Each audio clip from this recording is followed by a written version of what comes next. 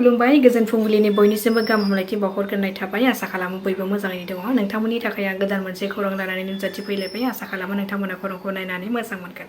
नेपाल हादोराव थांनाय 4 सेप्तेम्बराव Facebook, YouTube, इन्स्टाग्रामनिफ्राय लानानै गासै मोन 22टा ससियेल मिडिया प्लेटफर्मखौ नेपाल सोरखारा बन्द खालामनाय जादोंमोन।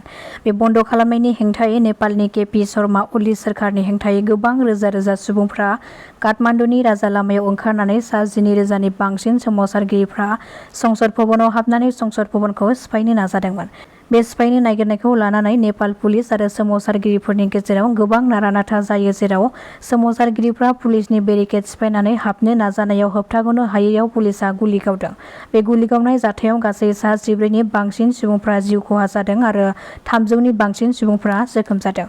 थांनाय समबाराव नेपालनि काठमान्डुनि राजा लामायाव ओंखारनायाव गोबां सोमावसारगिरिफोर आरो पुलिसफोरनि गेजेराव नाख्रां-नासि, खारला-खारसि जानायाव गोबां सुबुंफ्रा जोखोम जायो। मिथिनो हानाय बादिब्ला दायो नेपालनि काठमान्डुनि गासैबो जायगाफ्राव हरनि 10 बाजिसिमहालागै कार्फ्यु हगारनाय जादों होननानै खौरां मोननाय जादों। 14 नं चिरांदुवार बियाबाव इउपिपिएलनि मोनसे गेदेरथार जयनिं हाबाफारि जानानै थाङो। बे हाबाफारियाव प्रमद बर' बिथांजों लोगोसे उरखावगोरा ब्रह्म, चन्दन ब्रह्म, माधव सेत्री आरो इउपिपिएलनि गोबां दैदेनगिरिफ्रा बे हाबाफारियाव बाहागो लादोंमोन। बे हाबाफारियाव बाहागो लानानै प्रमद बर' बिथाङा फोरमायथिदों दि 14 नं चिरांदुवार बियाबा जोंनि थाखाय जोबोर मोजां बियाब आरो बे बियाबनिफ्राय जों सिगाङावबो देरहाखांबाय आरो बे खेबावबो जोंनि दोलोआनो देरहासार जागोन। चिरांदुवारनि रायजो-राजाफ्रा इउपिपिएल दोलोखौनो मोजाङै बरायदों मानोना चिरां जिल्लायाव थांनाय 5 बोसोराव जों जोबोद मोजां खामानि मावदों। जेरै हा-हु सुस्रांनायनिफ्राय लानानै लामानि जेंना, दैनि जेंना आरो गोबां जेंनाफोरा सुस्रांजादों आरो जाखिनि मावनो आद्रा दंबावो बेखौबो जों सुस्रांनानै होगोन। आरो बयनिख्रुइ देरसिन खोथायानो जादों रायजो-राजाफ्रा गोजोनखौ मोननो हाबाय। नाथाय आगोलनि समाव चिरां जिल्ला बियाबाव गोबां खस्थ'जों रायजो-राजाफ्रा भुगिनो गोनां जायोमोन।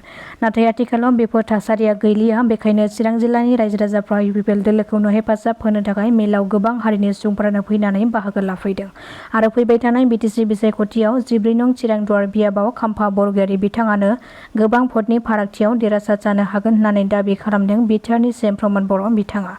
बेजों लोगोसे बिथाङा फोरमायथि बावदों दि 17 बोसोर खाबु मोननायावबो हाग्रामा महिलारि बिथाङा बिटिआरखौ ग्रेड बानायासै, स्मलसो बानायबाय आरो गोदानै मा गेदेर बानायबावनायनि फर्मुला दङ बेखौ आं मिथिया होननानै बुंथिबावो प्रमद बर' बिथाङा। खैफोदा माब्ला आरो बबे समाव फैयो बेखौ जों माब्लाबाबो हमदांनो हाया। थिग बेबादिनो मोनसे दुखुनांथाव जाथाय जानानै थाङो। जाथायनि सोमोन्दै मिथिनो हानाय बादिब्ला न' सेरनिनो खरसे फुख्रियाव बिफा फिसाज्ला खुसि दुगैबाय थानाय समावनो हरखाब गादलिनलांनानै दैयाव गबनानै जिउ खहा जायो। सिपाझारनि सेनापति पारायाव जादों बे दुखुनांथाव जाथाया। बे जाथायाव जिउ गोमानाय सानै बिफा आरो फिसाज्लाखौ धीराज सहरिया आरो फिसाज्लाखौ कृष्टिमान सहरिया 5 बोसोर बैसोनि होननानै सिनायथिनो हादों। जाथाय जानाय उनाव गामिनि रायजोफ्रा सानैखौबो दैनिफ्राय बोखांनानै देहा फाहामसालियाव लांनाय जादोंमोनब्लाबो नाथाय देहा फाहामसालियावनो जोबथाहांबोयो। मिथिनो हानाय बादिब्ला बे जाथायाव जिउ खहा जानांनाय धीराज सहरियाया सासे टेट फोरोंगिरि हिसाबै साख्रि मावोमोन होननानै खौरां मोननाय जादों। चिरां जिल्ला भारत-भुटान सिमा दादगारि हाथिसार एबा दबा-दाङि गेवलां गेलेग्रा फोथाराव बिपिएफ दोलोनि मोनसे जयनिं हाबाफारि जानानै थाङो। जेराव बे जयनिं हाबाफारियाव हाग्रामा महिलारि बिथाङा गाहाय आलासि महरै बाहागो लादोंमोन। बे हाबाफारियाव बाहागो लानायजों लोगोसे हाग्रामा महिलारिया प्रमद बर' बिथांनि हेंथायै गोबां खोथा बुंनायखौ नुनो मोननाय जादों। बिथाङा फोरमायथिदों दि इउपिपिएल दोलोनि मेलाव प्रमद बर' बिथाङा हेलिकप्टार लानानै बिसायख'थि फोसावदिं मेल खालामदोंब्लाबो नाथाय जोंनि बिपिएफनि मेलाव जाखिनि सुबुंफोर थुबुर जादों नाथाय इउपिपिएलनि मेलाव 100 जोनानो ज' जागोन ना जाया आंहा सन्देह दङ। मानोना प्रमद बर'आ 5 बोसोराव जेबो जौगानाय खामानि मावनो हायाखै। बिथांमोननि मेलाव हेलिकप्टार नायनो थाखायसो मानसिफोर फैनो हागौ नाथाय दोलोखौ मदद होनो थाखाय फैयाखै। इउपिपिएल दोलोआ रां जासिनानैसो मेल मिटिंआव लिंनानै लाबोयो नाथाय मेल जोबखांनायनि उनाव रांबो होआ। जोंनि बिपिएफ दोलोआ नाथाय मेल मिटिंआव रां होगोन होननानै मानसिफोरखौ लेंनानै लाबोआ अब्लाबो बिपिएफ दोलोनि मेलाव गोबां सुबुंफोरनि थुबुर जायो होननानै बुंथिदों हाग्रामा महिलारि बिथाङा। सासे हिनजावसाखौ जिनाहारि खालामनो नाजानायनि गोख्रों अजद दैखांदों गामिनि सुबुंफोरा।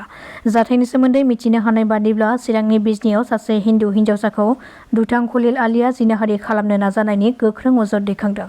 जाथायखौ लानानै गामिनि सुबुंफ्रा दुथां खलिल आलीनि न'खराव थांनानै न'खौ बुफाय बुसि खालामनानै गाग्लोबहैदों। बेनि अनगायैबो कच राजबंशी आफादा फोरमायथिनाय बादिब्ला बे ओनसोलाव गोबाव सम सिगांनिफ्रायनो गोबां जाथायफोर जादों, जेरै हिन्दु मुसलमाननि गेजेराव हिन्दुफोरनि मन्दिराव मोसौ बेदर गारनानै दोनहैनाय आरो हिन्दु सिख्लाफोरनि गेजेराव इनाय खालामनो नाजानाय, साइबार क्राइम आरो ड्राग्सनिबो आन्दा सोलिबाय थायो होननानै फोरमायदों। बेखायनो सोरखारा जाहाथे बेफोर जाथायनि सायाव गोख्रों राहा लायो बेनि थाखाय खावलायहरदों आरो मिथिनो हानाय बादिब्ला चिरांनि बिजनी महकुमानि 1 नं दंसियापारा गामियाव सोमजिदों बे दुंहाव थासारिया। बे जाथायनि हेंथायै दुथांखलिल आलीनि हेंथायै थानायाव केस थिसननाय जायो आरो बे केस थिसननायखौ बिथा खालामनानै पुलिसा दुथांखलिल आलीखौ खानो हायो। गुवाहाटी सोहोराव दिसपुर पुलिसा गोबां बिबांनि ड्राग्सजों लोगोसे सासे सुबुंखौ खादों। दिसपुर पुलिसा मोनसे गोख्रों सिग्रोमनाय हाबाफारि लानायनि गेजेरजों मोन 30टा हेर'इनफोरजों आबुं ड्राग्सफोरखौ बोखांनो हायो। बे हमनो मोननाय ड्राग्सफोरनि बेसेनखौ गासै 3 कौटि रांनि जागोन होननानै पुलिसा सुलुङाव फोरमायदों। कक्राझाराव गिख्रंथाव लामा जाब्रबथाय। जाथायनि सोमोन्दै मिथिनो हानाय बादिब्ला गुवाहाटीनिफ्राय धुबुरी फारसे फैबाय थानाय गंसे साखा खबब्रै गारिया गोबां गोख्रैथिजों फैनायनि जाहोनाव कक्राझारनि पर्बतझारियाव फांसे दंफाङाव सौग्रावनायनि जाहोनाव गारियाव गाखोनाय सासे सुबुङा जायगायावनो जिउ खहा जानायजों लोगोसे साथामा जोखोम जायो। जोखोम जानाय सुबुंफोरखौ फाहामथायनि थाखाय धुबुरी देहा फाहामसालियाव थिसननाय जायो। नांगौनि बांद्राय गोख्रैथिजों सालायनानै फैनायनि थाखायनो बे गिख्रंथाव जाब्रबथाया जादों होननानै जायगानि सुबुंफ्रा फोरमायदों। दासिमनि खौराङा एसेनोसै। नोंथांमोना खौरांखौ नायनानै मोजां मोनदोंब्ला चेनेलखौ साबस्क्राइब खालामनानै लानो हागोन। गोजोन्थों।